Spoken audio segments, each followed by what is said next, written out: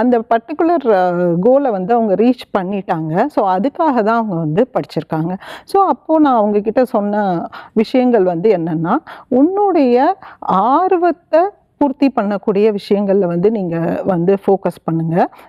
பிடித்தமான சப்ஜெக்ட் எது, எனக்கு பிடித்தமான ஒரு ஏரியா எது அப்படிங்கிறத வந்து நீங்கள் எக்ஸ்ப்ளோர் பண்ணுங்கன்னு சொல்லியிருந்தேன். மேலும் அவங்க பெற்றோரும் என்னை வந்து பார்க்கும்போது அவங்கக்கிட்ட நம்ம ஷேர் பண்ணக்கூடிய விஷயங்கள் வந்து என்னென்னா, பெற்றோருமே இதை வந்து சப்போர்ட் பண்ண முடியும். குழந்தைகளுடைய அந்த இன்ட்ரின்சிக் மோட்டிவேஷனை வந்து எப்போதுமே தக்க வச்சுக்கிறதுக்கான விஷயங்கள் என்ன பண்ணலாம் அப்படின்னா, அவங்கள வந்து ரொம்ப பாசிட்டிவாக நம்ம வந்து மோட்டிவேட் பண்ணலாம். அவங்கள வந்து நம்ம வந்து ஒரு ஊக்குவிக்கிறதன் மூலமாக, ஸோ இந்த பர்டிகுலர் வேலையை வந்து நீ வந்து ரொம்ப ரொம்ப சிறப்பாக செய்கிற, ஸோ அப்படின்னு நம்ம சொல்லும்போது அவங்களுடைய ஸ்ட்ரெங்க்ஸ் வந்து ஐடென்டிஃபை ஆகும். அவங்களுடைய ஸோ என்னோட பலம் இது அப்படிங்கிறத அவங்க புரிஞ்சுக்கும் போது அந்த நுட்பங்களை வந்து அவங்க எல்லா விதத்துலையும் உபயோகிக்க ஆரம்பிப்பாங்க.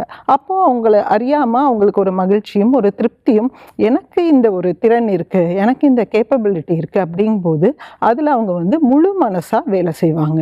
இப்படி பண்ணும்போது அவங்களுடைய அந்த இன்ட்ரின்சிக் மோட்டிவேஷன், அந்த உள்ளார்ந்த உளவியல் வந்து அவங்கள அடுத்தடுத்த லெவலுக்கு வந்து எடுத்துகிட்டு போகும்.